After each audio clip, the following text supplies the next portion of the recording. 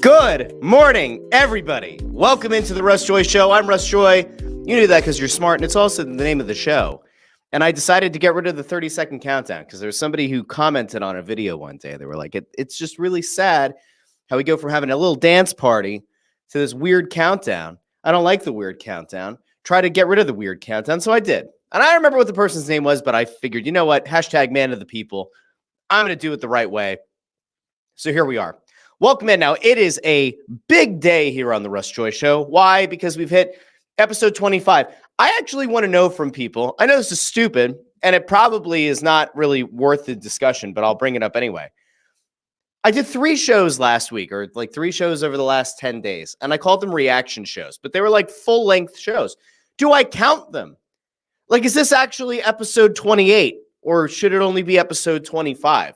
It doesn't really matter, but for some reason, it bothered me last night when I was like making the thumbnail for the episode. I was like, is this what I think it is? Is this really episode 25? Where are we at? Anyway, it's a great day on this show because we're going to get into what happened over the weekend with the Eagles. We're going to get into what happened over the weekend with the Flyers. We're going to get into what happened, unfortunately, last night with Paul George in a very upsetting, potentially problematic injury that Paul George suffered in a preseason game last night. We're going to get there later on in the show. Plus, since it's a Tuesday, I've decided we're going to open it up to all of you. If there's anything else that you want to get to that we don't get to at some point or isn't part of that rundown, by all means, you can send it my way, and I'll be happy to bring it up here on the show. We can have a little chitty chat, have a little discussion, engage in a little bit of fun stuff here on a Tuesday. So I'm going to go out really quick to the comments. We're going to go do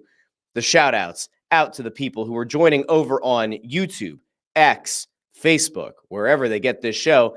And a big shout out to all of you wonderful people who also listen in the podcast feed. If you haven't done so already, make sure you subscribe to the channel because as we've brought up here a few times, we are currently in the midst of the drive to 500 subscribers. It's a thing. It is still actively happening.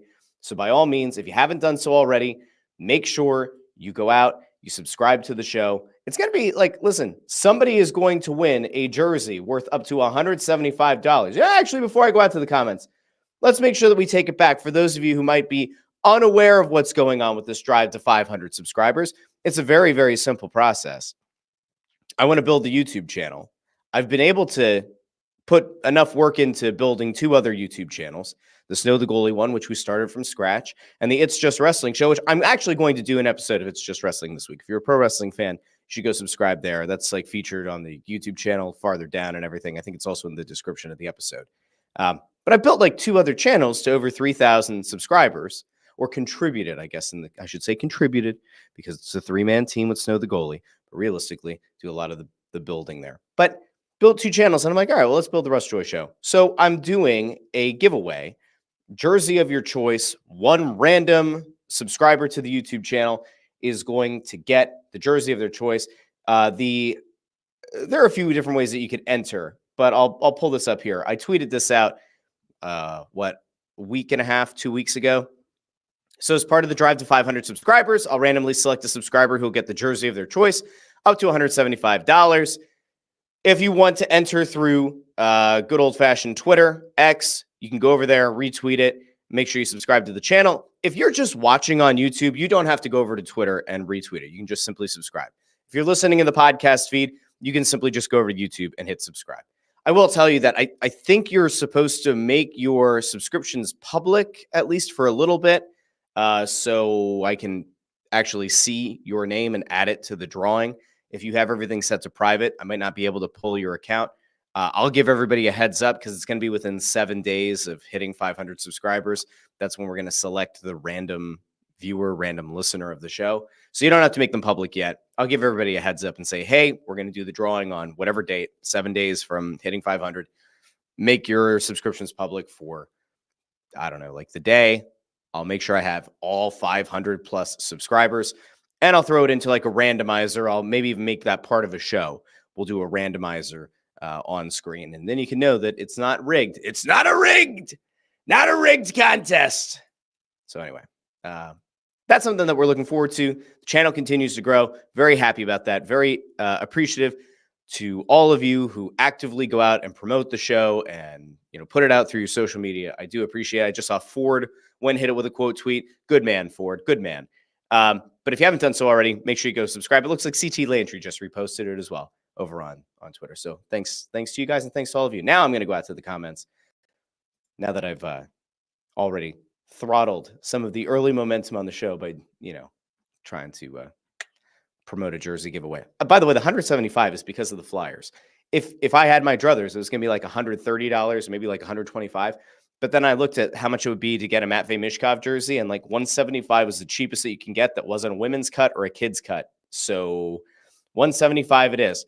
Russ, if I win the contest and I decide that I want to get a Carson Wentz jersey and a Carter Hart jersey and a Markelle Fultz jersey, and they total $175, is that okay? I guess. I'd really prefer if you didn't get a Carter Hart jersey, though, just, because of some basic things and allegations. I'd rather not help support that. Anyway, you get it. All right. Out to the comments we go. Nico says, what up? Andrew Fawcett, man of the people, already shouting out Nico. Andrew Fawcett also says, win or lose, Sirianni is a clown. We're going to get there. Philly fan, I told you we would run the ball. Overreaction, Russ. Oh, yeah, don't worry. We're going to get into it because since Monday's Crossing broadcast, we've learned more. We've gotten a little bit more context on why Nick Sirianni decided to yell at Eagles fans after a very narrow 4-point win over the hapless Cleveland Browns. But we'll get there in a little bit. Andrew Fawcett also says every episode counts. So Andrew is very much in the mentality that we should count the 3 reaction shows, and this should be episode 28, not episode 25. I almost agree with that. I just keep thinking about, like, what happens if you do an emergency podcast on a Wednesday? Like, what if something happens? Is that its own episode? And like with Snow the Goalie, it is. But with this, like, maybe it should be. Perhaps it should be. I don't know. It doesn't matter, but it kind of does, because then it's like 28 episodes in instead of 25. So, like, are we really celebrating the 25th episode today? We're a quarter of a way to 100? I don't know.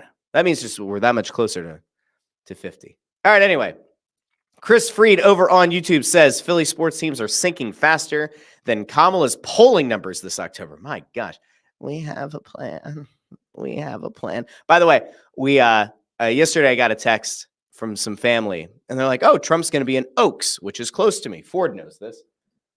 Ford lives close to me. Ford takes every opportunity to tell me that he lives close by, and Ford also tells John Marks every time he gets the chance that John Marks lives close by to him. But Trump was in Oaks yesterday, and I started laughing because I was like, oh, you know what? Like, what if, like, I don't want to go to a rally. You have to understand, this is an apolitical podcast. I don't particularly like or care about either of these candidates. I don't need people to, like, start to bombard me with, like, it's the end of democracy, or it's the end of your right to have a gun or whatever. Like, I'm not doing this. We're not doing this today. But I was like, oh, you know what? It would be kind of funny, though. Show up to a Trump rally, wear a suit. I don't have a MAGA hat. I'm not going to buy a MAGA hat.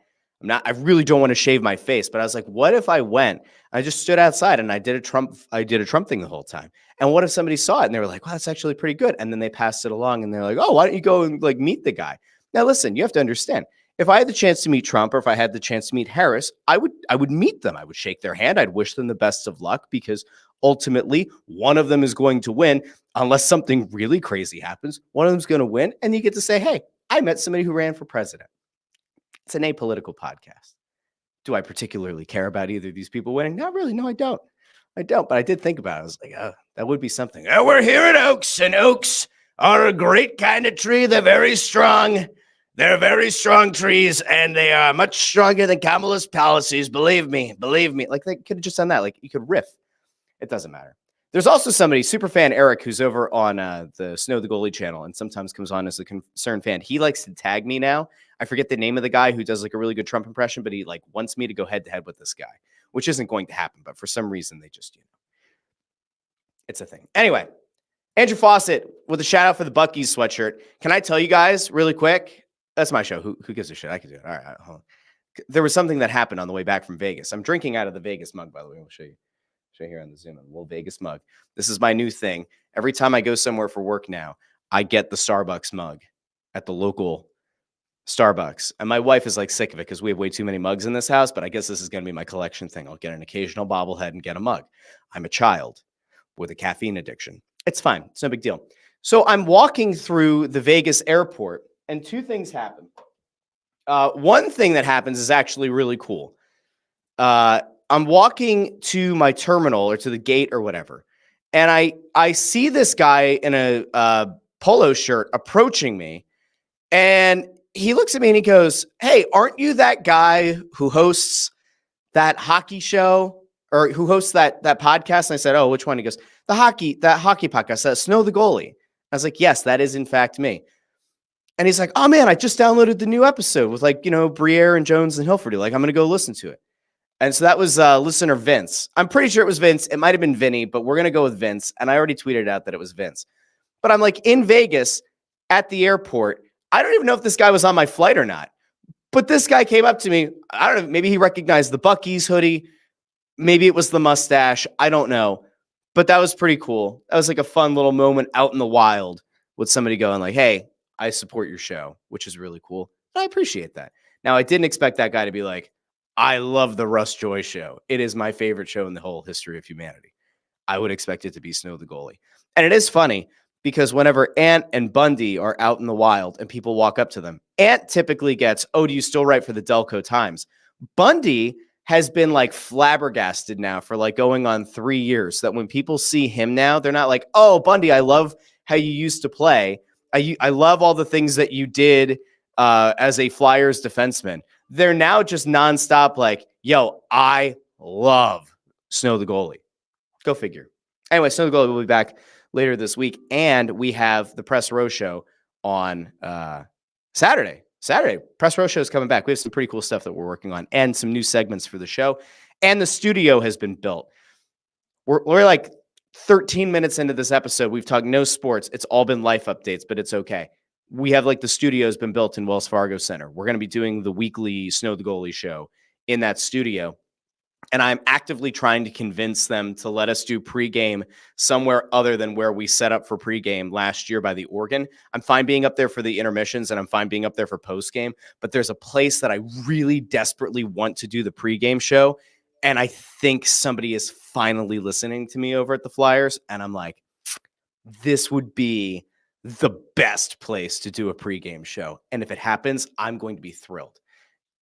While all this thing is going on, I'm going to close out the app that keeps pinging me with a million notifications. It won't come through my ear, but they come through the big speakers. It doesn't matter. Anyway, this is all a big aside. Let's go back to the comments really quick, and then we're going to get into the actual program today.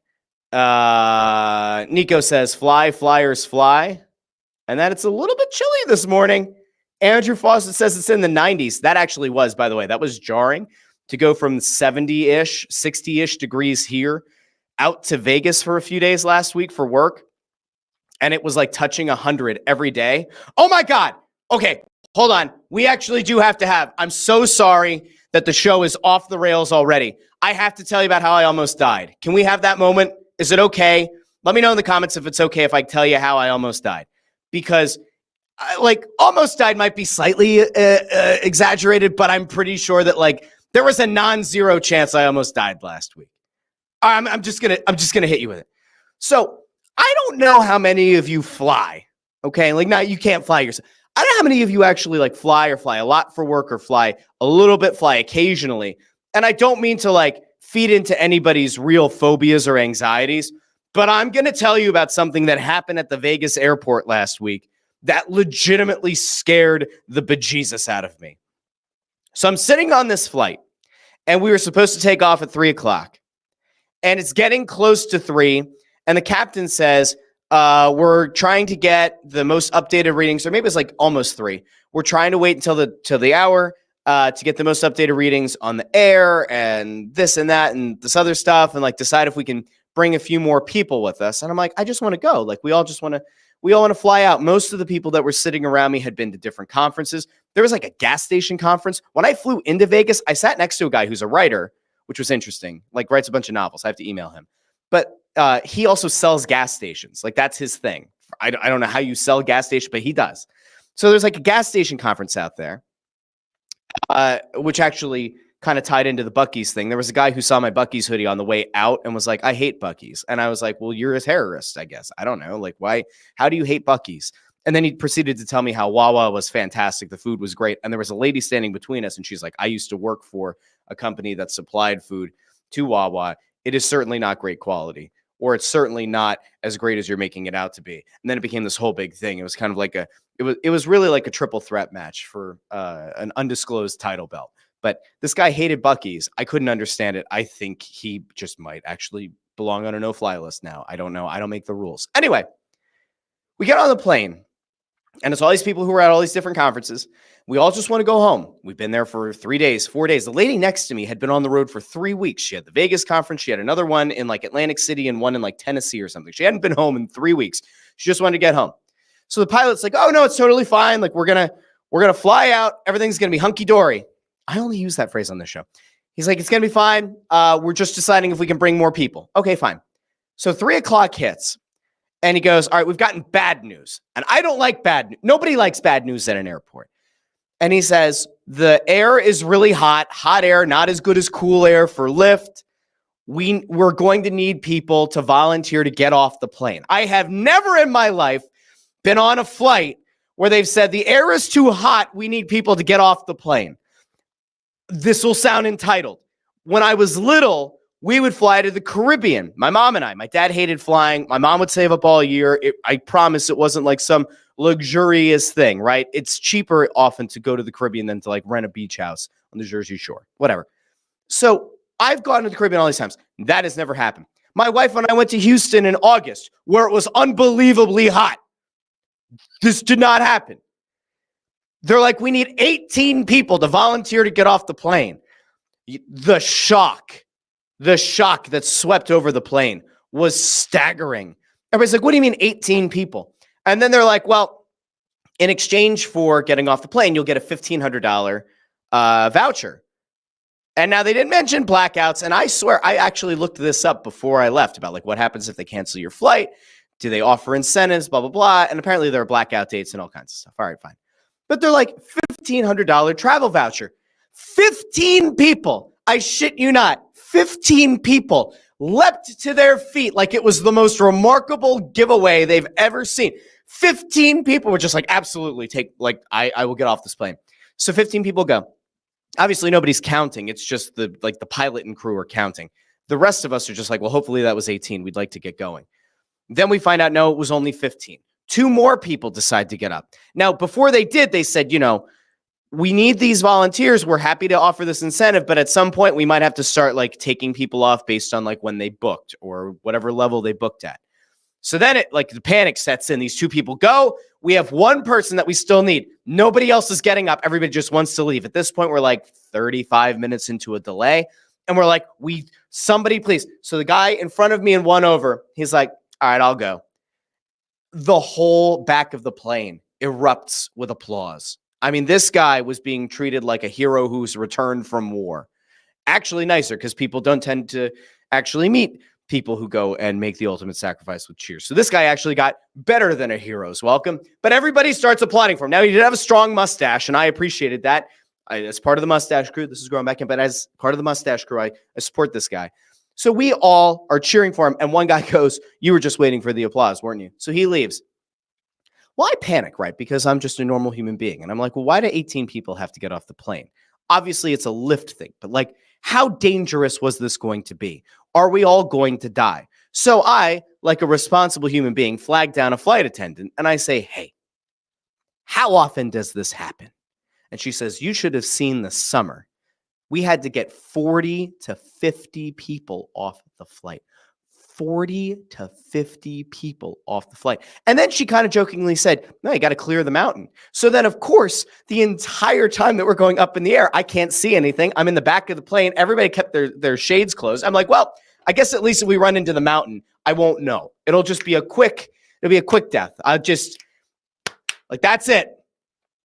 Anyway, 40 to 50 people. So then I'm sitting there going, okay, they needed 18 people to get off the flight at $1,500. That's $27,000 worth of potential vouchers if these people actually use them down the line. $27,000 on that one flight alone that airline is going to lose. And then you go, okay, well, what about 50 people at 15,000 or 15 people at 1,500? $75,000. You wonder why flights are so expensive. No wonder. They're trying to make that money back up. It was insane. I don't know if you've ever had that before, but that happened to me, and it honestly drove me absolutely crazy. I was legitimately worried and scared, and it's fine.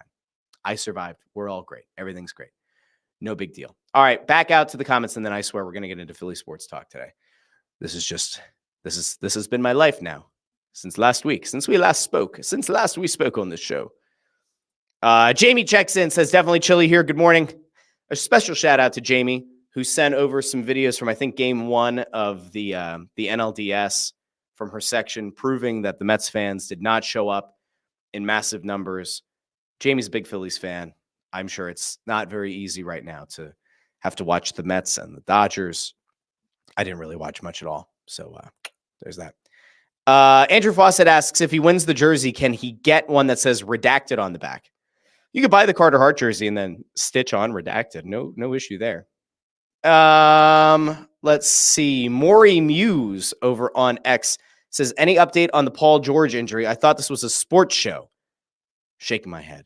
Maury Muse, you wonderful person. Yes, there is an update. There was an update from last night. There was an update this morning, and we're going to get to that in the show. So there you go. Shane Gillis does a great Trump. He's also a Pennsylvania guy. This is JD Reds. Okay. All right, now we're going to keep going. There are some more things, and it's great, and I appreciate everybody. But let's get into some of the sports today. Andrew Fawcett, by the way, says, were you flying Spirit? No, I was flying American Airlines, and this is an actual thing. I've never heard of this before. Ford says, why do they book the seats and the tickets if they ultimately need to do this? I think their hope, obviously, is the airline is they want to have all those people fly out and buy those tickets, but there's just no way to know what's going on. And now I actually did see this, by the way. This is an update on Maury Muse. Maury Muse is out of here. Maury Muse doesn't get the update on Paul George. Sorry about you, Maury Muse. God bless. If you don't believe in God, tree bless. Go find a tree. Give it a big hug. Okay. We are now 22 minutes into the show, and we finally get to sports. This is the show. If you haven't found this show before, typically we get right into the sports, but sometimes we don't. Sometimes we go off the rails. Sometimes the end of the show goes off the rails. Sometimes it's the beginning. It's a big update. We got a lot of things going on. There's some crazy shit that happened this weekend, and I don't actually know where to begin when it comes to the Eagles game, because it was a mostly uninspiring game. I've used the term listless to describe the Eagles and their effort and how they looked in the game. And then I talked about this on Monday on Crossing Broadcast. Really, the big story coming out of the game was Nick Sirianni. And it wasn't because Nick Sirianni coached an incredible game. It's not because Nick Sirianni came out post-game and, touted that hey, you know what? I might have had a little bit too much to do with the offensive game plan in the first few weeks of the season. I've fully given that over to Kellen Moore. It wasn't, hey, Vic Fangio did a great job getting this defense to keep a team under 20 points again. No, it wasn't that. It was that Nick Sirianni decided that he was going to somehow make everything about himself. Now, some people thought that it was an overreaction for the media to focus in on Nick Sirianni after this game. But I simply just point out the fact that, no, I don't think it was an overreaction. I think that Nick Sirianni made a really stupid decision. I think that Nick Sirianni ultimately did something that he should not have done, which was jaw at Philadelphia Eagles fans. Now, you might wonder to yourself, why the hell would a coach go after his own fan base? Well, there's been a little bit of added context out there from somebody who claims that they were sitting in the same section that Sirianni was yelling at. But the reason that people were so upset with it, and the reason that people like me said, hey, Sirianni can't do this, is because it overshadowed what was ultimately an unimpressive win. Now, I'm going to show those of you who might have missed it. I assume at this point, none of you have missed it, but we're going to do this anyway, just for the sake of, doing the right thing. I want to show you the actual incident itself. We'll add the context. We'll add the post-game quotes, how some of the national media approached it. But I just want you all to see this if you haven't already. So this is after the game, right? Minute left. The Eagles are taking a knee, end the game, 20-16 win. This is what Nick Sirianni does after the game. He goes up. Hear you. He's yelling something else. He's got the hands. And then kind of like, hands go up over the head, and that's it. So this is what Nick Sirianni decided to do at the end of a game. Now, technically, the game's not over. Obviously, you hope that nothing's going to go wrong. There's not going to be an injury. There's not going to be somehow a broken play on a kneel. But, like, he's not paying attention with a minute left because he turns around and he decides that he's going to start to jaw at fans. All right, so let's go to context, okay? This is like some new context that was brought to the forefront last night. I saw Eagles Nation put it out, so we're going to give them the shout out this morning for compiling all of this. It looks like it was a social media post. So we're going to go over, let's get a little bit of context from somebody who claims that they were in that section and who claims that they might have been part of why Nick Sirianni was so mad. So this, again, is from over at Eagles Nation over on X. So the fans who Sirianni was yelling at after the Eagles win posted their side of the story and context on Reddit. So we can actually pull up the Reddit post here from the Eagles subreddit. I was hoping to get around to this sooner, but it just did not happen. I'm the fan who Sirianni's yelling at the end of the game was directed to. I'm hoping to provide some context because it was actually awesome. Oh, it was actually awesome. Ja. Okay, let's hear about it. There I was in section 138, row 2, seat 4. We don't need that specificity, fella. Okay. First play of the game was a 5-yard run by Barkley. 2nd and 5, incomplete pass. 3rd and 5, incomplete pass. 4th and 5, punt. During the Browns' next drive, there was a TV timeout due to injury. It was during this time that I voiced my concerns to Kellen and Nick. I began to yell, if your star running back gets 5 yards on first down, you give it to him again. Run the ball. Run the ball. I had more to say, but you get the point. Nick turned around and gestured for me to calm down and said something to the effect of, we will, don't worry, I'm on it. Fast forward to the end of the game, Nick came over to the area and began yelling, I told you we would run, I told you. Admittedly, this is paraphrasing because I had indulged quite a bit at this point. The point is that it was not unwarranted, nor did I see it as aggressive. Rather, I saw it as him making a point to let me know that he followed through. I wish I could have provided the context elsewhere too, but I felt like this was at least a good place to start. Even though we did not handle the Browns the way that we should have, we won. More importantly, to me at least, Jalen did not turn the ball over. Go Birds. So that's what this guy said on Reddit. Okay, and then I guess posted this picture. I don't know if I don't know why he blurred himself and this other person out. I don't know if that was him. I don't know where that came from, but okay. So that was the context. That at least is the context that this guy shared. Is that this wasn't an aggressive Nick Sirianni being a dickhead to the fans. Rather, it was him following up on something from earlier in the game. Here's why it doesn't matter, okay? Because the optics are what matter. Sure, that's a wonderful little tidbit of information to put out. Except I don't know. Let me see if I could double check when this guy posted this to Reddit. We don't actually have a timestamp. This says 3 hours ago. And I think the 3 hours ago is as of Eagles Nation posting this. This was 7:29 yesterday. So you figure around 4:30 p.m., give or take, on Monday afternoon, this person posts this, right? So that's 24 hours after the game ended. This fan went and tried to take some of the heat off of Nick Sirianni and give his side of the story. That's far too long if you're actually trying to deflect the heat. But again, by the time the game was over, the final whistle had blown, this already spread like wildfire. And yes, it is true that the truth ultimately is what matters the most. But the optics of Nick Sirianni going and doing that were horrendous.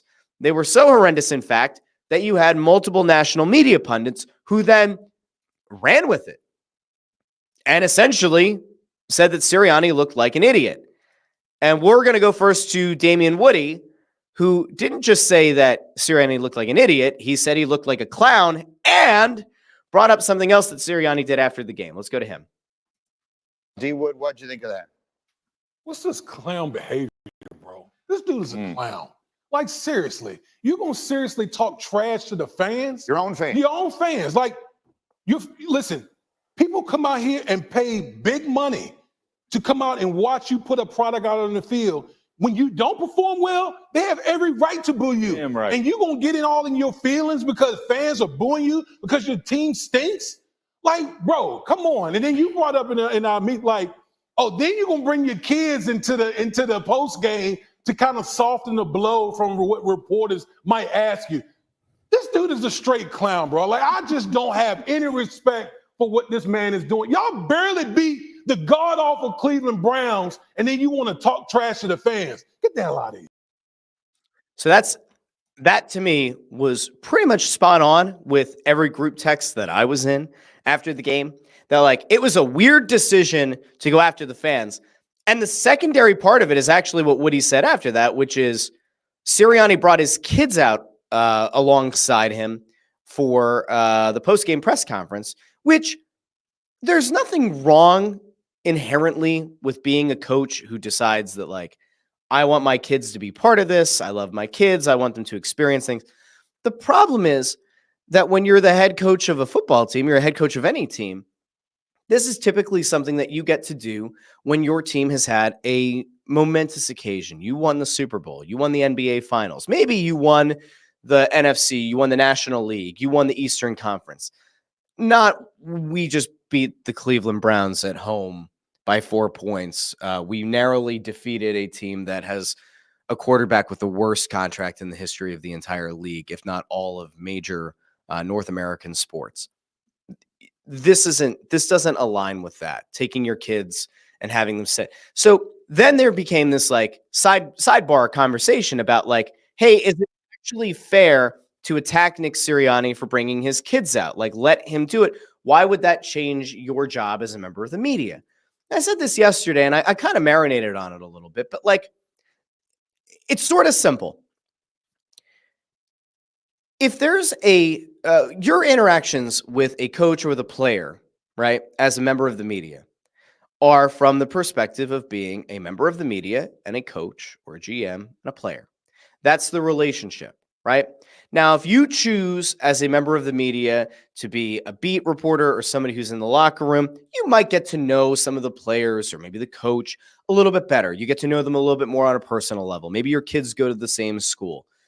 Maybe you share a common interest. Maybe you overhear a couple of guys talking about a game or about a show in the locker room, and you kind of connect over that. There are elements to like getting to know the person a little bit better because it gives you better context for what you're writing.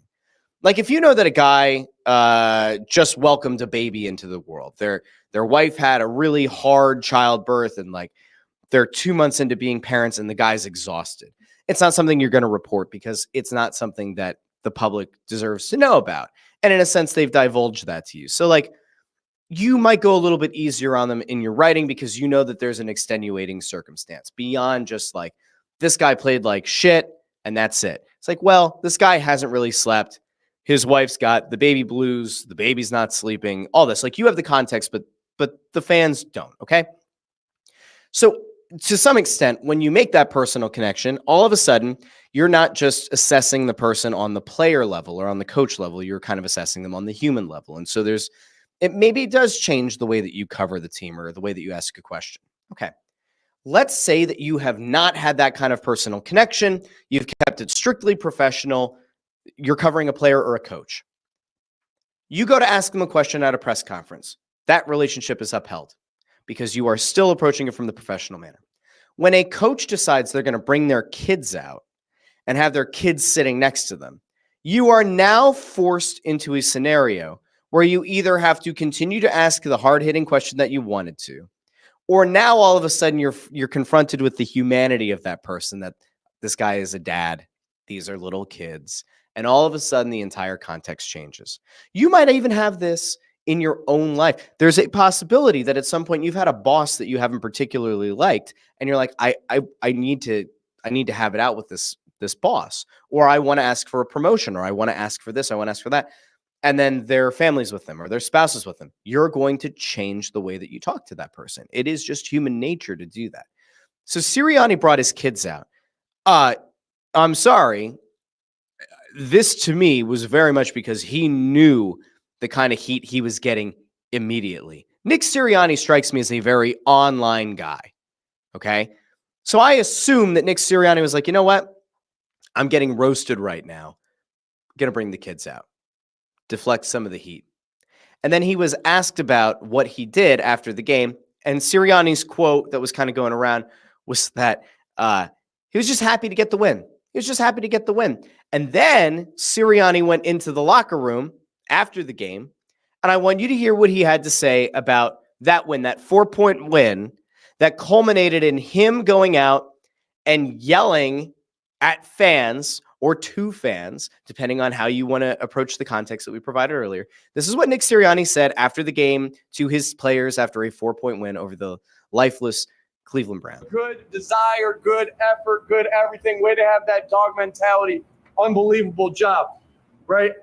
Guys, I know, and I told you this about why I talk about my family a lot and why I kind of correlate the two. I know in my core, I know deep down that connection, accountability, details, and toughness wins.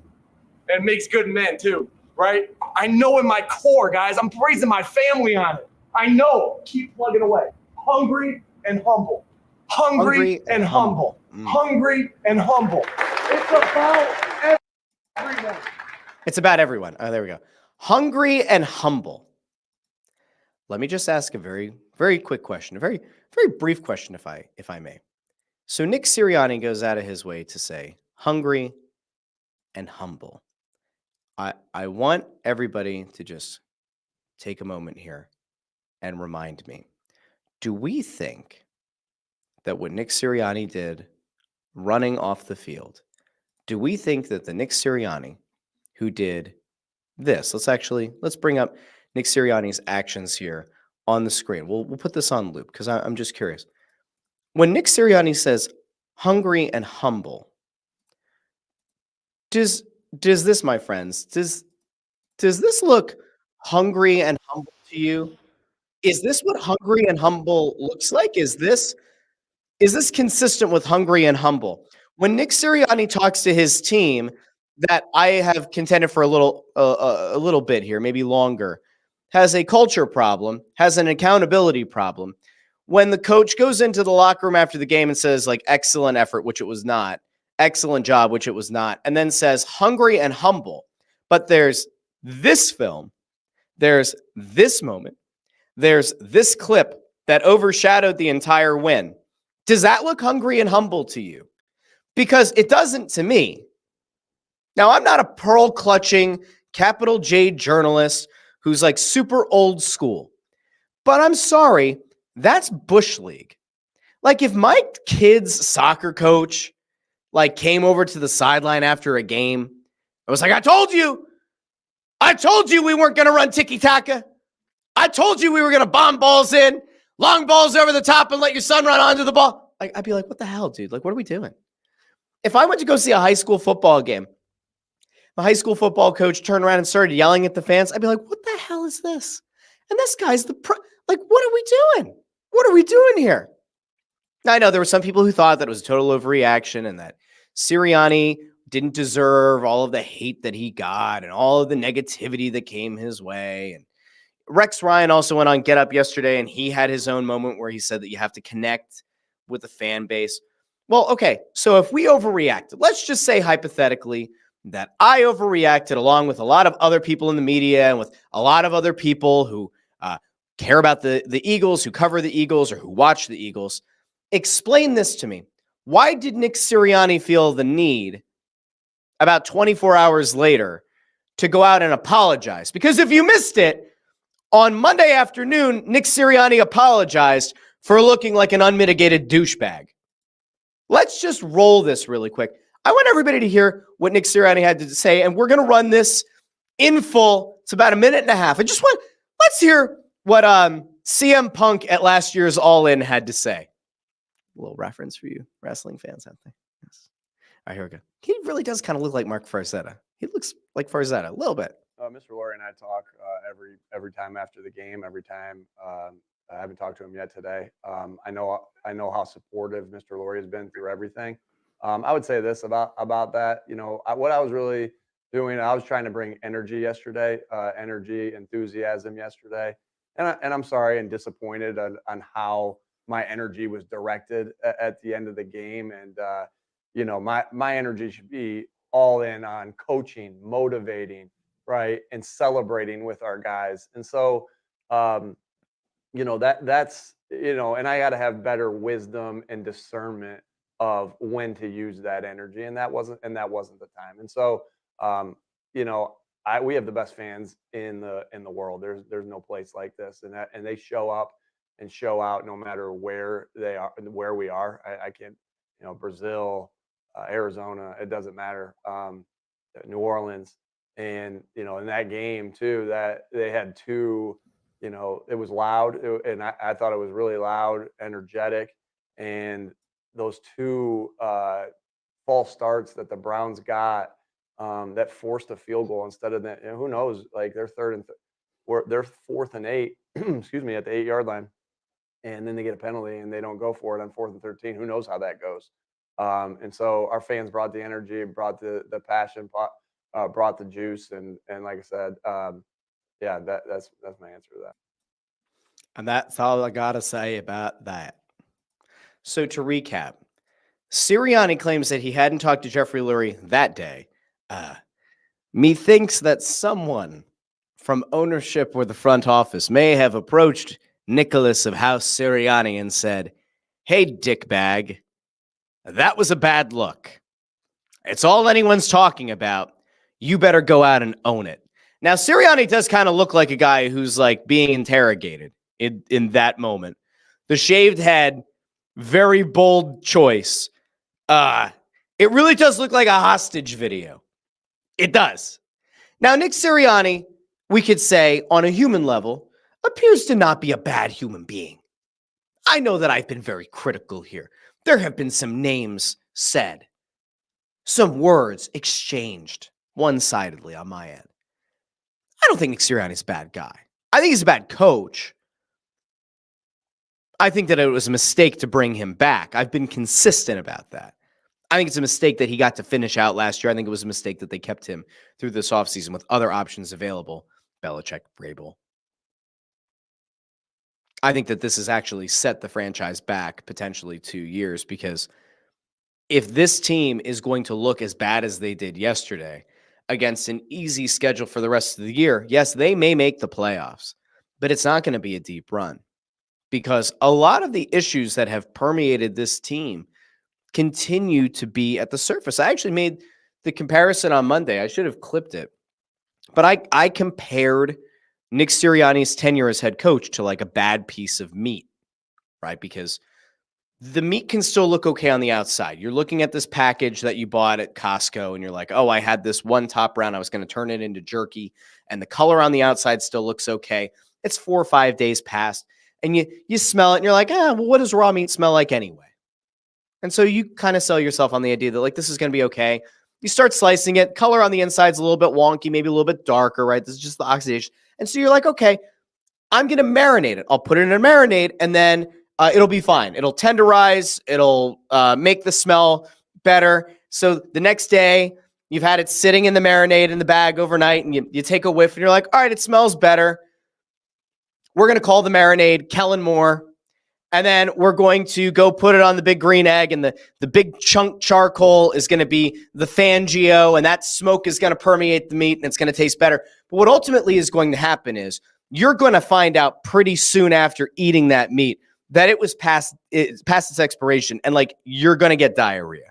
You're going to get the runs, kind of like the run that the Eagles went on at the end of last season. It was all downhill. And then eventually you're going to feel a little bit better, and then you're like, you know what, maybe it was something else that I ate. And so you take a little break, you go and maybe eat some rice, or you kind of chill, you take some Pepto, and then you come back to that meat again and you eat some more of it. And like your belly's kind of okay, and the Pepto's in there. So like maybe it's kind of holding things together a little bit better than it should. And that's kind of like the first few games this season. You have a cramp, you get through it. But what's about to happen is the Eagles decided that they're going to eat more of that Sirianni spoiled meat. And eventually what's going to happen is you're going to understand that the food was bad. The meat was bad. And then you're left with a real confusing scenario. Now you're left with some marinade that hopefully you didn't use all of. You still have some marinade that's supposed to be good. That's your Kellamore marinade. And you still have some big hunk charcoal Fangio that you think is still good. And you want to be able to use them, but you need a new piece of meat. You need a new coach. Then you have to make the decision, do I just throw out the charcoal and the marinade and start from scratch, which is what they probably, to some extent, should have done last year, right?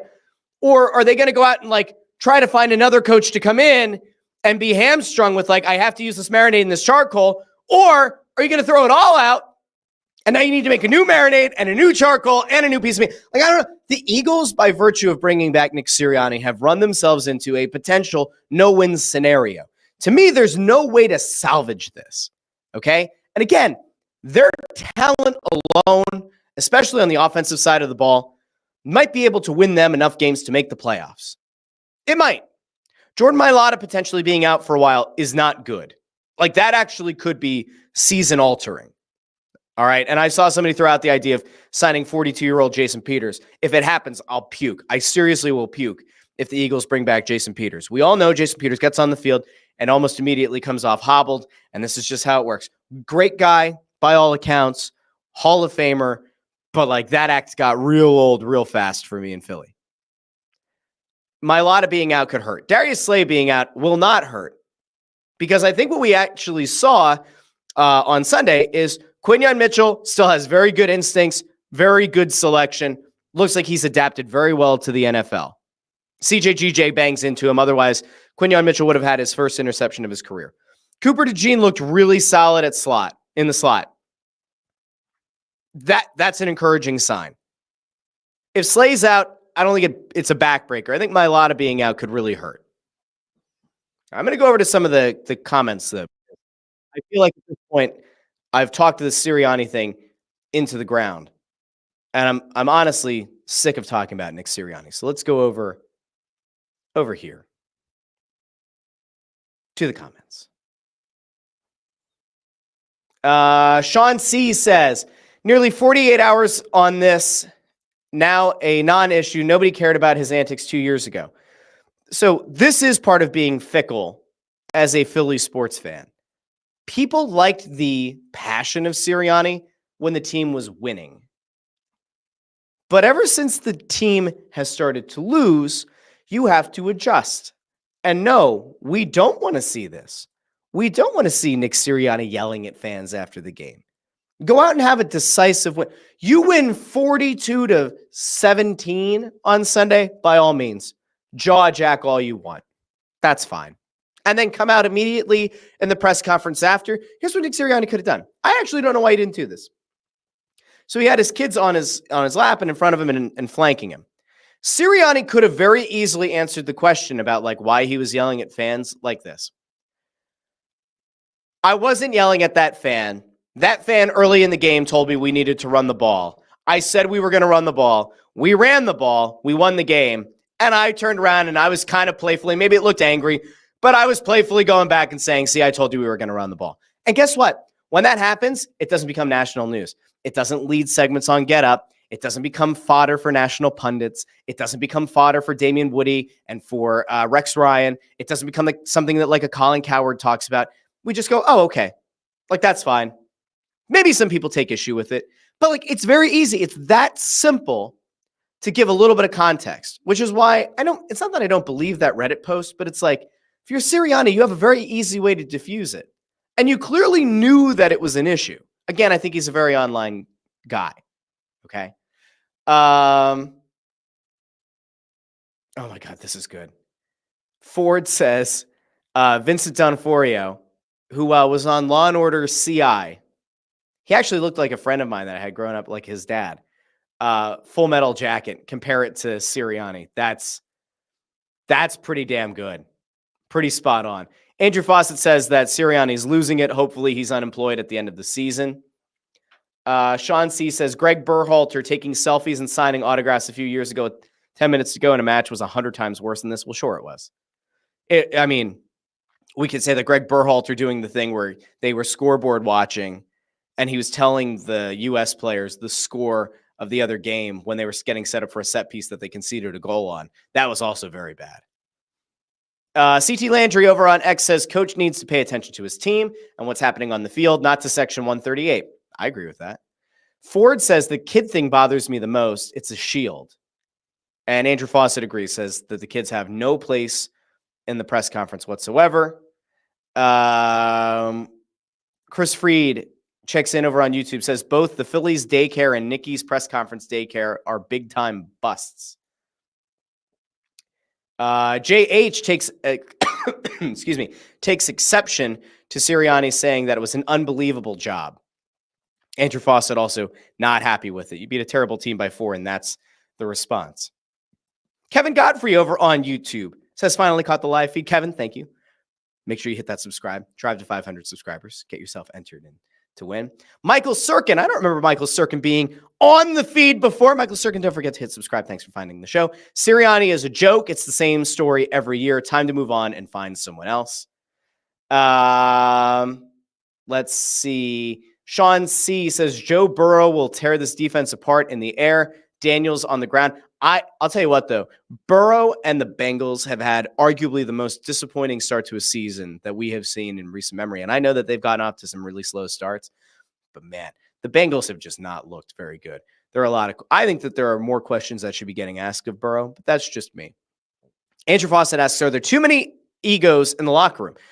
I keep coming back to this idea of like culture being a problem, that there is an issue with the Eagles team. I don't know if it's an ego thing. I don't know why it seems like things like the idea of like the inmates running the asylum maybe is going a little bit too far. But like there are definitely moments where I've been like, this just doesn't seem like a team that's led by a veteran coach. And in fairness, Sirianni's not really a veteran coach. I don't like the consistent, like the constant comparing him to Belichick because it's like a very different standard. But like, do we think that? Oh God, I'm gonna say, like, does Mike McCarthy have these same kind of like culture issues with the Cowboys? Oh, that felt gross to ask. Would a Bill Parcells have this issue? Would a Joe Gibbs have this issue? Belichick would not have this issue. This almost reminds me of like Josh McDaniels, like a Josh McDaniels coach team. That's a problem. This reminds me of like Lane Kiffin in the pros. That's not good. Not good at all. Ford checks in and says Sirianni won't get any good jobs after this, probably ever. He has a job with the Eagles, Super Bowl winning franchise. Once he's canned, he will be. He probably winds up coaching at the U of Johansson. I don't think so. Listen, the NFL is a place where they continue to give mediocre coaches chance after chance after chance. If Sirianni gets laid off here, he'll find another job in the league. It might be as a coordinator for a little bit, but he'll probably resurface. Doug Peterson could get fired in Jacksonville, and that was after he got fired here. Now, he won a Super Bowl, so there is a distinct difference there. But no, I think Sirianni would end up finding another game. Jamie says, as someone who watched the Bengals-Ravens game from start to finish, yes, Burrow will. The pass defense is toast. I guess we shall see. And Jamie also says that the Reddit guy called into WIP this morning. Interesting. Very interesting. Let's see. Ford's trying to give me pronunciation tips on Italian. Not a good idea, Ford. And then CT Landry kind of reinforcing. He went to a Super Bowl. He'll get another opportunity. Okay. I'm done right now with the Sirianni thing. Here's what I'll say about the Eagles win. If there's a big positive to take away, it's that the Eagles defense once again held an opponent to under 20 points. They did so in a pretty impressive fashion. I never got the feeling on Sunday that the Eagles defense was going to break. I didn't. And if you think about it, 7 of the points that were put up by the Browns came on a blocked field goal after a sack that was taken by the quarterback on a play call that made no sense. So 7 of those points were special teams right before the end of the first half that took the teams in tied at halftime. That was Rodney McLeod Jr., who we all love and appreciate here in Philadelphia. But Rodney McLeod recovers the blocked field goal, runs it back to the house for a touchdown. So it wasn't even like the Eagles defense gave up the 16 points because they didn't. That's a positive, especially against a bad team, especially against a team that has Again, this quarterback who has the worst contract in the history of the league in Deshaun Watson. So, like, there's a positive. Defense did an okay job. Again, bend, don't break. Totally fine. They were okay. Jalen Hurts looked significantly better. Is it because he had A.J. Brown? Yeah, like that doesn't hurt. Having A.J. Brown back, having a healthy Devontae Smith back, that's certainly going to help a lot. Now, were there moments in that game where you say, questionable play calling?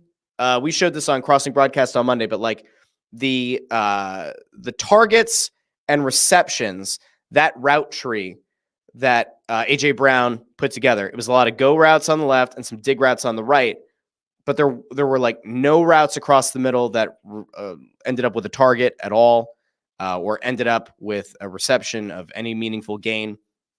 There have been a lot of questions going around about whether or not Kellen Moore's offense is actually what we're seeing here, or if it's Nick Sirianni's offense with a little bit of Kellen Moore's motion, pre-snap motion, just based on what some of the bigger X's and O's guys who cover the sport and put their stuff out on social media, based on what they've been looking at and how they've been assessing it, they have said very clearly, this does not look like Kellen Moore's offense. This looks like Nick Sirianni's offense with a little bit of Kellen Moore influence. That to me is not great. That is far from ideal.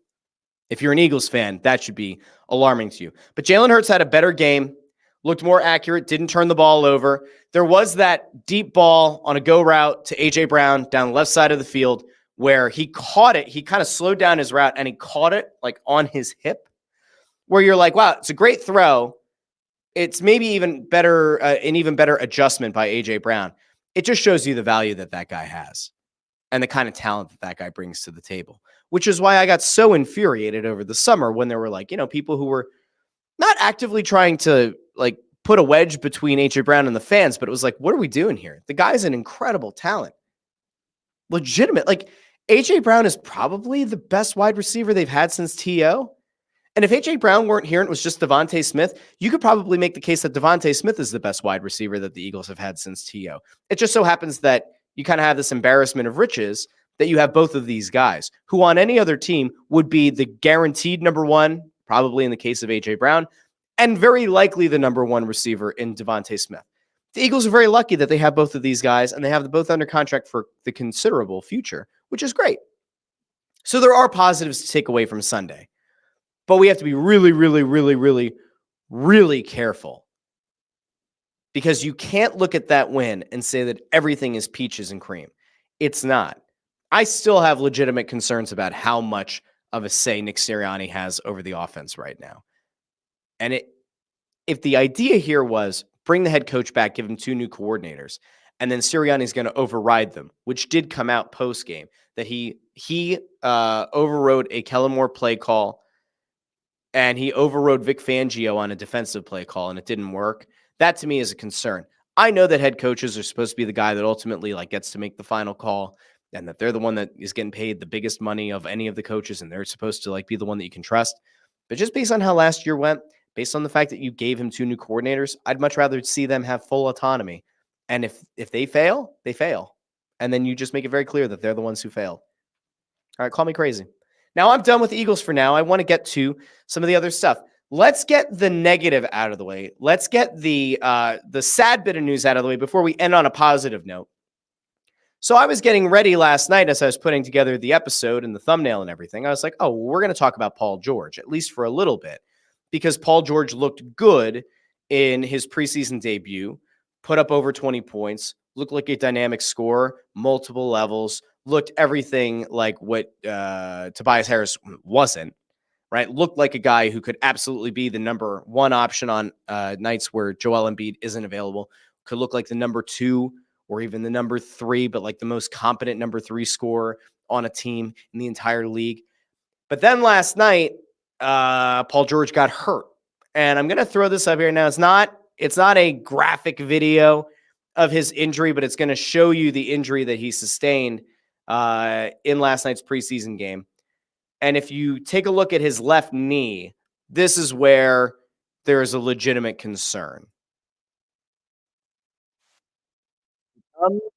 There it is, right there. We're going to do a little slow motion. Oh, wait. I can adjust the playback speed. Heck yeah, buddy. Here we go. So you're going to see Paul George's knee right in here. He steps back and pow!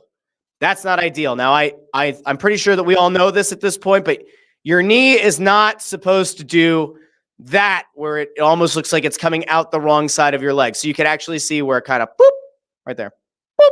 Yeah, it's not good. That's not good. It's not ideal. If you're a Sixers fan, the good news that you got last night and was kind of confirmed again this morning is that the team views it as a hyperextension and that Paul George said after the game he's not concerned with it. So there's a positive for you. That's like one positive that you can take away from this Paul George injury is that as of right now, neither he nor the team are concerned. It didn't sound like they had any fear that he tore his ACL or his MCL or his PCL or his LCL. It sounds like as of right now, they think it's just a hyperextension. I expect them to shut him down for a bit. I think he's going to be fine.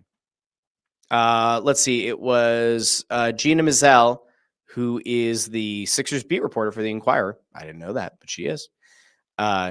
She said, let's see, that Paul George claims that he is disappointed that he could lose very valuable preseason time with his new team, but he stressed that he's not too concerned with his knee injury. So that's a little bit of good news that you could take away from it. And apparently he had a sleeve on his knee, but that was it. There was nothing else more severe, nothing more serious. It just looked like a painful injury, hyperextension of the knee. And you obviously hope that he's going to be okay. And it seems like as of now, there have been no new reports about Paul George or about the severity of the knee injury. So we assume that he is okay. And we send our best because obviously Paul George is a massive part of what the Sixers are trying to do this year. It will be absolutely critical to their chances of doing anything this year to have him available. Now, all of that happens, right? And then I'm like, okay, we're feeling a little bit of positivity around the Philadelphia 76ers because Paul George is going to be okay. And then I see that Joel Embiid put out a quote where he's talking about back-to-backs. And I'm like, oh boy. Oh boy. So apparently, Joel Embiid came out and said that he doesn't expect to ever play back-to-backs again for the rest of his entire career. Okay, so let's put the words up here on the screen so everybody can see them and can digest them together. Not like that rotten Sirianni meat. Here we go. Embiid doesn't plan to play in back-to-backs for the rest of his career. He says, if I had to guess, I can do a really good Joel Embiid voice, but I'm not going to because apparently you can get canceled for that, even if it's accurate. So, okay, I won't do it.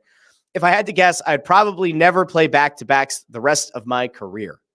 That hurts. And then we got this Shams report. I don't think we talked about it on this show, but Shams obviously replaced Woj. We kind of figured that was going to happen. There was that brief moment where it was like, oh, Jeff Passan could be, or Passan. I always confuse how to say his name. That he might be the guy and he might switch sports. But here was what Shams had to say about this new normal for Joel Embiid not playing back-to-backs. Turn to some other injury news. This one out of the Eastern Conference. Joel Embiid, he's been ruled out the remainder of the postseason as he continues to manage that knee. What is Embiid and the Sixers' mindset for the preseason, going into the regular season? What we're seeing with Joel Embiid, it's part of the new normal that we're going to see with Joel Embiid. I'm told it's going to include periodic time offs for him during the course of the season. It's going to include regular scheduled checkups for Joel Embiid throughout the course of the season. I'm told he is not worried. He is not concerned about any accolades this season. He's not concerned about the 65-game limit for the All-NBA team or MVP. He only wants to be 100% healthy for when he has not been. And that's the playoffs. And to get him there in full born and full shape, that is the ultimate concern. And what's on the mind of Joel Embiid and the Sixers, from his shape, from his weight, from his conditioning, they want to make sure he's all systems go when the playoffs start. And this is going to be a part of the new normal we see with Joel Embiid. So I know that for some of you, that's a real disappointment. And I see JH over on YouTube saying that doesn't fill me with anything resembling confidence. Let me just say this. We all know that the Sixers could be a really good regular season team. We know that Joel Embiid has been a very good regular season player. He's won an MVP award. He's been in contention for multiple MVPs. He finally got that individual accolade. None of the regular season really matters. And I've now said since the end of last season, and I will continue to say the same thing, you will not see the Sixers competing for the top seed in the Eastern Conference, barring significant injury to Boston, right? You're not going to see the Sixers competing for the top seed in the East. I firmly believe that you'll see the Sixers somewhere in the number 3 to number 4 range, and they're going to be content with that because they're going to load manage the hell out of Joel Embiid, especially now that he's got this buy-in where he's not looking for the individual awards. He's not worried about all NBA or about the all-star team. He'll still get voted into the all-star team. Let's be real. But like load managing Joel Embiid is absolutely critical. Load managing to some extent Paul George is going to be important. But the regular season doesn't matter. You want to finish in the top 4, right? Like you don't want to have it where like you fall to the 8th seed, and now all of a sudden you have to do the play-in, and then you have to play Boston in the first round. You don't want that. But as long as they finish somewhere in the top 4, they're going to be fine. They'll be okay. And as the team is currently constructed, they are very much built to be a playoff team. And Andre Drummond, I saw the quote going around yesterday, once again reaffirmed that the reason he came back to Philadelphia is because Joel Embiid pretty much begged and pleaded with him that he needs him and that he's not going to play every game and that Drummond's going to have some opportunities to start. And like, they just really liked playing together, which is funny because when they first came into the league together, when Embiid did, they had this real nasty rivalry, trolling each other on social media, especially, I mean, Joel absolutely trolled Andre Drummond on social. But that's been a relationship that has been built up, has been fostered, has been cultivated, and Embiid got Drummond to come back. They don't need Joel Embiid to play 70 games this year. They might not even need him to play 65. 60 probably gets it done. Joel Embiid will virtually dominate any other center in the league. They'll pick up enough wins with him in the lineup. Conceptually, they should be able to hand the reins to Tyrese Maxey and Paul George for those other 20 games and pick up enough wins in those that you end up with a top 3, top 4 record. And then you let the chips fall where they may in the postseason. Now, the question that you have to ask, and the one that is fair to ask, is, all right, what if you load manage Joel Embiid, and then like the week before the playoffs, as he's kind of ramping up, he gets hurt, and it was all for naught? Well, then it's a totally different scenario. Then you have a legitimate problem on your hands. What happens if you load manage Joel Embiid, but you're too conservative, and then he goes into the playoffs and he has rust? He doesn't look like a guy who's fully healthy because his cardio is not there. Well, we know how that plays out. We've seen it many post seasons that Joel Embiid doesn't look like he's in the best shape or that he's healthy. I get the idea of hedging. I get the idea of trying to make sure you're setting him up for the best success you can, because ultimately his success is the Sixers' success. Paul George, if he can be healthy, is really the thing that will determine if they get beyond the second round this year. If they go into the playoffs with a healthy Joel Embiid and a healthy Paul George and obviously a healthy Tyrese Maxey, I don't think there's any team in the league that can stop the Sixers except for the Celtics. That is it. Legitimately, that is it.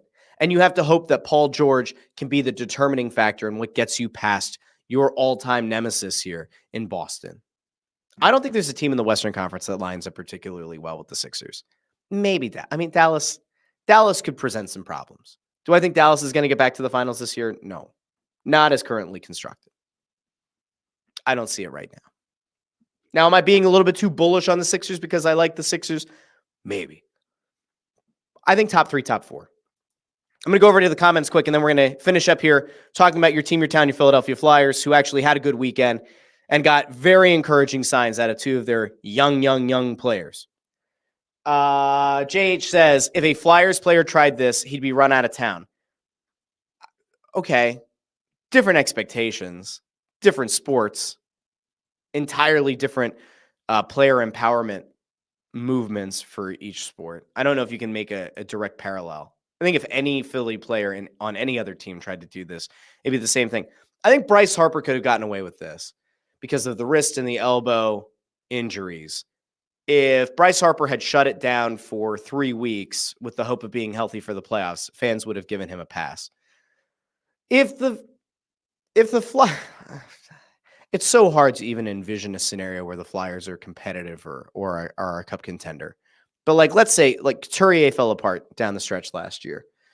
If the Flyers somehow work themselves into playoff position and like they're a top 4 team in the East, which no, but if that were to happen and Sean Couturier were being load managed where he's not playing the second half of a back-to-back and he's still training with the team, still ramping up, but the idea is to like put less miles on that body so that he can be healthy for a playoff run. Couturier might be able to get away with it. Might. There's no one else on that team that could. Eagles. Do we have an Eagles player who'd be allowed to shut it down? I mean, like in theory, if the Eagles finish with a good enough record, they will sit all their starters in the final game. But that's just part of the culture of the NFL. If the Philadelphia never mind. We're not going there. Chris Freed, give a shout to the Sixers. That was a masterclass on a news dump on the Embiid knee injury right during the Eagles game on a Sunday afternoon. Respect. I think the news actually came out on Saturday, but I could be wrong, where Nick Nurse said that Embiid wouldn't play at all in the preseason and that he had a knee scope or knee procedure, knee checkup or whatever, but it was already scheduled and no reason to panic. Yeah. Sean C says Sixers could sit him for the regular season and he'd still end up tearing his meniscus by game 2 of round 1. You might not be wrong. HC says there's no team that can beat the Sixers besides the Sixers. Yeah, I mean, I really do think that Boston's it. New York, by the way, the Knicks, I love the fact that Philly and New York are in the midst of like reigniting rivalries. I love it. Do I love the fact that New York has now ended Philadelphia's season in basketball and baseball in the same calendar year? No, I don't love that at all. Do I love the fact that the Rangers are miles ahead of the Flyers right now? No, I don't. Do I love that the Eagles are miles ahead of the Giants? Yes, I do. I somehow gone into Bernie Sanders. We're going to do one of these. Every Philadelphia team deserves to have a win. There is a part of me, though, that loves the idea of these citywide rivalries. The Unions still hate Red Bull. No matter where the teams are in the standings, that is a legitimate hatred rivalry. I like Philly and New York having a rivalry that can extend into the postseason. I would obviously much rather see the Philly teams come out on the winning side. I'm not afraid of the Knicks. By the way, if you didn't see it, Dante DiVincenzo went at Jalen Brunson's dad in a preseason game the other day. And DiVincenzo, when he was standing at the free throw line, appeared to yell at Tom Thibodeau, but it might have been at Brunson's dad, who's like an assistant coach. Something like that's what happens when they let you make the decisions, like talking about the trade. There had been like reports after the trade that DiVincenzo didn't want a reduced role. I don't know. There's a part of me that feels like the guy is actually kind of pissed that he doesn't get to play with the rest of like the Nova Knicks. But no, I'm not worried about the Knicks. Karl Anthony Towns doesn't scare me because Karl Anthony Towns, although he would theoretically have the ability to compete with Joel Embiid on the interior, he won't do it. He just won't. And I think that the Knicks lost a hard-nosed player who actually could have out-hustled the Sixers and given them real trouble in a series in Julius Randle. I'm not that concerned about the Knicks. Maybe I should be, but as of right now, I'm not. We'll see what it looks like when it's, 30 games into the season. Maybe I'll reassess. But as of right now, like they're going to be a good team. Be a good regular season team. They might be a good playoff team. I still think that a healthy Sixers team beats them. Let's get into the final thing on today's docket, which is the Philadelphia Flyers. Some of you people may enjoy the Philadelphia Flyers. Let's have a very quick conversation about how the team did over the weekend. They did a wild thing in their season opener. The first goal of the season was scored on the power play. Now, for those of you who decided to suffer through the Flyers season last year with myself and with Ant and with Bundy and checked in on the Press Row Show and checked in on Snow the Goalie, and you kept wondering to yourself why you enjoyed putting yourself through that much pain, you would know that the Flyers' power play was historically bad last year. It was one of the worst plays in the entire history of the National Hockey League. And yet, the first goal the Flyers scored this season was on the power play. That game ends up going to a shootout. And in that shootout, Morgan Frost, of all people, who was banished to the Chateau Bow Wow multiple times by John Tortorella last year, nets the winner in the shootout. It was incredible. What a great first win. And in that game, Jet Lashenko looked like a legitimate player, looked like a legitimate NHL player, which will now start to get people's thoughts going of, could the Flyers potentially keep Lashenko here for more than 9 games? That is where the first year of the ELC would trigger. Now, I could tell you definitively that the Flyers front office does not want Jet Lashenko to stay at the NHL level this season. They think that for his development, it will be better for him to get a look here and then go back to juniors and dominate there. And then maybe next year, have a legitimate run up and a chance to make the roster out of camp. Now, he made the roster technically out of camp this year, but they would rather wait a year on him. And they also don't view themselves as a Stanley Cup contender this year. And so why burn a year of his ELC just for the sake of having him here? The coaching staff, and especially John Tortorella, want Lashenko here, thinks that he earned his way onto the team and that they are a better team this year with him on the roster. And Tortorella is probably right. There's a good chance that he's right. The only problem, once again, is that burning a year of the ELC on a non-competitive team or a team that, like, maybe will somehow work themselves into being a bubble playoff team, even though it's not good for the long-term trajectory of trying to build a cup contender, there might be a power struggle here at some point between the front office and the coaching staff. Ultimately, the front office gets to decide. And if they say Lashenko goes back down to juniors, that's where he goes. But I fully expect to see him factor into a number of games. I would expect him to play in the home opener on Saturday. Now, he didn't play in the second game. The Flyers ultimately lose the second game. It was not because Lashenko wasn't in the lineup. I wouldn't even put the game really on Ivan Fedotov. There were just a few things that were working against the Flyers against Calgary. I wouldn't look at that as a huge setback. And again, if you went into the season expecting the Flyers to be a legitimate Stanley Cup contender, I got news for you. That ain't it. Now, I'm going to go over some of the comments here really quick, because there are some fine folks who cared about the Flyers and wanted to make their voices heard over on YouTube. JH said, "Stop the count. The power play is cured." That is not accurate at all, but it was an encouraging sign. Sean C. says, "McDavid, 0 goals to start the season. They just got walloped at home by the rival Flames after getting walloped by the Blackhawks. Tonight's game might become background noise by 11:15. Woof. Woof. Dersh says, one word, Fedotov. Fedotov. I like that. That's actually pretty good. JH says, Eris on and Fedotov. That's pretty good. It's pretty good as well. Listen, the Flyers this week, they have a hell of a gamut. They are in the midst of a 4-game road trip out west to start their season. To pick up a win in the first 2 games, not bad. Pick up a win, have a loss. It's okay. Getting the shootout win is huge. Now, the Flyers play the Oilers tonight, Tuesday night. So another West Coast game. It's another 10 o'clock puck drop. We will be monitoring that game. Then they go out to Seattle on Thursday night. We'll see how that one plays out.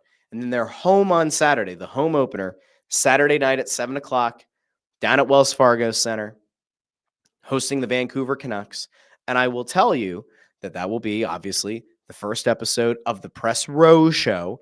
If you are a Flyers fan and you somehow to this point have not found Snow the Goalie yet, we do the Press Row Show every Flyers home game. We're located up on the balcony level. That's all the way at the top. We're right outside of the Snow the Goalie Sportsbook, right next to the organ player. Section 121, there's glass doors. There's 2 like private elevators. You tell them you're going up to the sportsbook. When you get off the elevator, we're right there. We do the Press Row Show for pregame, intermissions, and postgame. So if you haven't already subscribed to the Snow the Goalie channel on YouTube, or if you get your podcast, make sure you do that. That's going to be a lot of fun this weekend. I look forward to getting back down there and all the hilarity that will ensue with doing a show again with Ant and Bundy. And we're actively making it a point to make sure that we do a weekly Snow the Goalie. Last year, we got so overwhelmed by all of the home games and by trying to do the morning after show from away games that like we stopped doing the regular Snow the Goalie show. Well, now that the studio's been built down at Wells Fargo Center, we fully expect that we're going to be doing actual shows, and they're going to look and sound better because it's in that little studio. And I will also point out to the people that like the show doesn't change if we do that with the nicer cameras and the studio setup, because our contract, our partnership with the team doesn't change. We have final say. We have our creative control over our show. If the Flyers play like dog shit, guess what? I go on the show and I say, the Flyers played like dog shit. I can say that on Snow the Goalie. I can't say it, I believe, on Press Row Show because they treat it like we have to follow the same rules with the Press Row Show as they do with pre and post game live on the radio and TV. I think it's nonsensical. I think we should be able to be uncensored. They disagree. But on, I could say they played like dog poop. They played like dog crap. Okay. An important question here from Andrew Fawcett. Did we upgrade the potato can? Yes and no. We actually have somebody now from the Flyers organization who we talked to, who has something to do with video production, who was like, guys, like, why didn't you have us helping you last year? And we said, I don't know. No one ever communicated that we could. So now we're working with somebody who's hopefully going to make things look and maybe even sound a little bit better. So I'm looking forward to that. That's actually going to be a really big plus. Now, will Potato Can be better? I have no idea. My hope is yes. I hope that we're going to have a better way to feed an actual video signal into the stream so that we don't have intern Andrew's potato cam, where as somebody once said, it looked like Ant was eating garlic knots and rubbed his fingers on the camera lens. Is intern Andrew returning? Yes, we got him credentialed. Intern Andrew will be back. So if you've been missing the smooth, dulcet tones of intern Andrew's voice, he will be there as well. CT Landry says, can you say that about Torts? I can say if I think Torts did a dog shit job coaching. Sure, I can say that. Do I expect Torts to show up on our show this year? No. Do I expect Torts to do the grandstanding thing with Ant again? I have no idea. If he does, we're going to have a problem, though. We will. I'll have to have a chitty chat with some people at the Flyers, because at that point, I'm going to have to remind somebody that Torts is an employee of the organization and that somebody has to say something. We'll see if it happens or not. I also hope that if Torts decides to do what he did to Ant last year, if he does it again, I hope Ant will actually stand up for himself / the show, and that Ant maybe will ask Torts something to the effect of, oh, did the Kevin Hayes, Cutter Gauthier thing, is that why Kevin Hayes got traded to Pittsburgh for virtually nothing? Did that follow him to Pittsburgh as well? We'll see if it happens. I have no idea what's going to happen. Chauncey asked that question. Jay Grebby says, need to release intern Andrew's dramatic reading of his holiday poems. We're going to get there. Don't worry. Don't worry. JH says, damn, I loved watching Pressers like it was found footage horror film. I don't know. We'll see. We're going to see what happens. Will we get an opening poem from intern Andrew? I don't know. I will have to ping him. Maybe I'll text him later and ask if he's going to have one ready. Jay Grebby thinks that Edmonton's going to come out with their hair on fire tonight against the Flyers. We'll see how that works. HC says we just need to keep Cates on McDavid all night. Let Cates do what he does best and shut down McJesus. And let's see. There's one other thing. Andrew Fawcett says Fedotov looks so small for such a big guy. He's a massive human being. You have to. The one thing that I will just remind people, Ivan Fedotov came over under very difficult circumstances last year. Immediately joined the team, all new equipment, trying to learn the game, trying to learn the North American game. Some Russian goalies, it takes a full year for them to adjust. Some it takes longer. Is there a chance here that at some point Fedotov could go down and Kolosov could come up and you're looking at trying to get both of these guys some reps and some confidence? Maybe. Is there a scenario here where Sam Ersson gets hurt, Kolosov gets the call up, and then you have Kolosov and Fedotov going back and forth, getting some experience in the NHL level? It's entirely possible. Do I think Fedotov is going to light the world on fire to start the season? No. Do I think that if Fedotov gets some regular starts, that by the second half of the season, he's going to look like a much more competent NHL goalie? I do. I will simply remind people that before he got picked up in an unmarked van and sent off to do his year of mandatory military service in Russia, Fedotov was being viewed internally by some with the Flyers as being able to push Carter Hart for playing time. Like, that's how highly some people were actually assessing Fedotov.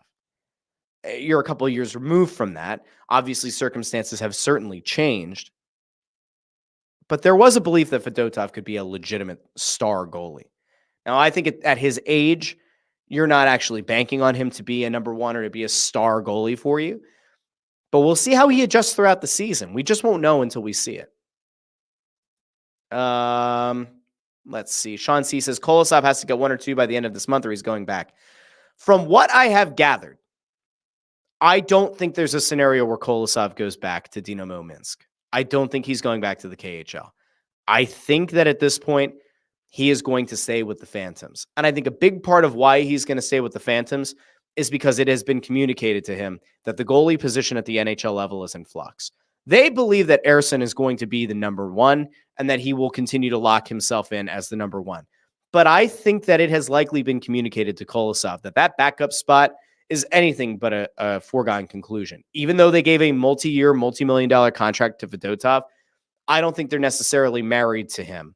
I will also point out that Sevragin has been incredible in the KHL.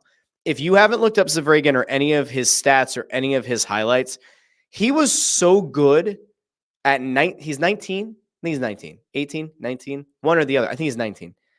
Sevragin was playing so well on loan to another KHL team that his parent club already brought him back off of loan and put him in and installed him as their starter.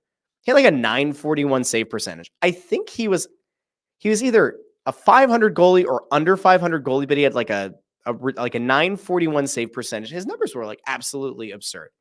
I know that like I'm kind of riffing on it without having them in front of me. I can look it up really quick. But he's been phenomenal in the KHL as such a young goalie. He got the start for SKA. He's 19. He's been incredible. Let's see. As of October 9th, when he got brought back to SKA, he had a 941 save percentage. I think he was sent to Sochi. Yeah, he was on loan to Sochi, which is where Matvei Michkov had been playing. He's been fantastic, legitimately fantastic. We'll see. We're going to monitor him because all of this like goalie drama, Fedotov, Kolosov, all of this, none of it might matter. If Sevragin keeps playing the way that he's played, there's a very big possibility that down the line, Sevragin ends up coming over and he's your number one. And he's your like answer to Shesterkin. By the way, the Shesterkin contract, I don't think there's been any movement on it. But Shesterkin apparently turned down an 8-year, $88 million contract, which obviously is $11 million per year. He turned that down last week. Kevin Weeks reported that. I don't know what he's looking for. There's a part of me that thinks he wants to take like a 3-year deal, hope that the revenue keeps going up in the league and that he'll be able to get like closer to $15 million per year and that he's willing to bet on himself for a few years. But that's a huge contract to turn down, especially if you're a goalie. I don't know if I would have advised him to do that, but good for him. We'll go over here real quick. Mind Munchies YT says Kolosov will get his chance. They'll keep Fedotov for Michkov. Those two hang out all the time. And also notes Snow the Goalie Saturday night, the Press Row Show.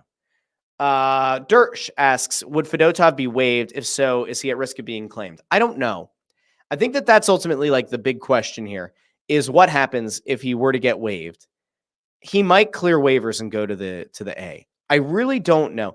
There's part of me that thinks like from the geopolitical standpoint of how the Flyers were able to get him out of Russia, that there might be kind of like an acknowledgement from the other teams. So like, all right, we're not going to claim this guy. The Flyers like work this thing out, whatever. But he's a huge guy. He's a big goalie who had some pedigree playing for the Russian national team. If you're a team that's hurting for goalie depth, it'd be kind of hard not to go after him. The contract isn't a huge albatross. It's not a super long one. The money itself isn't incredibly high. It might be a risk. I don't know. I really don't know. We'll find out, though. We're going to find out what Fedotov looks like. It's going to take a few weeks, maybe take a couple of months, but we're going to figure out if he's good enough, if he's going to be used as trade bait. That's like a scenario here, by the way, that could play out. Fedotov might play himself into being considered at an NHL level, maybe like a decent enough starter, right? Like he might end up playing well enough that a team decides that they're going to part with actual picks for this guy. And if they do, and if the Flyers are convinced that Kolosov could then move up from the A and be a good backup goalie, it's not a bad scenario. And if they think that in the next couple of years, Zavragan could come over if he continues to play well, like they have a whole pipeline. There's Bjornsson, there's some other guys as well. Bjarnason. There is a path here where the Flyers could potentially trade away some of these goalies and get actual draft capital, which will help to accelerate the rebuild. Now that's it. We've gone very long on this show today, over an hour and a half. If you're on the live stream, if you're in the podcast feed, it's probably going to end up being right at about an hour and a half. I want to thank everybody who checked in over on YouTube, on X, on Facebook. If you haven't done so already, make sure you go over to YouTube, subscribe to the Russ Joy Show. If you're on the Joy Media channel, I love and appreciate you, but head over to the Russ Joy Show channel. Subscribe there. The drive to 500. When we hit 500 subscribers, I will randomly select a viewer. That person will win the jersey of their choice up to $175. I saw occasional commenter AJ Snap over the weekend. He is a big Rangers fan. And he said, how much is it going to hurt you when I win the free jersey and I end up getting a Rangers jersey and you have to pay for it? And I said, you have to win first. Now, I'm not going to rig it against him. I'm certainly not going to rig it for him. If ultimately this jersey giveaway becomes I have to buy a jersey of a rival team for somebody who's subscribed to this channel, I don't know how I'll feel, but I will be glad that we got to 500 subscribers. So there's that. If you haven't done so already, like the video. That is huge. If you're watching this video or you go back after the fact and you watch it, or if you're listening in the podcast feed and you just feel like being generous today, go over to YouTube, like the video. That's big. Share the video. You can share it on social. You can share it on X, on Facebook, wherever you want to share it. Share it. I don't know what the hell Rumble is. You can share it on Rumble. You want to share it on Truth Social. You can share it there. I don't give a shit. Again, apolitical podcast. You want to share it on Blue Sky or Mastodon, or I don't care. You want to share it into text? Fine. Excuse me. Fine. Share the video. And if you can, if you've been commenting live, I love it and I appreciate it. But if you can, once the video is done, once the stream is over, go into the regular comments and put a comment there. I want to pin the best comment. So it could be something from this episode. It could be something you agreed with, disagreed with it. It could be something ridiculous. I don't care.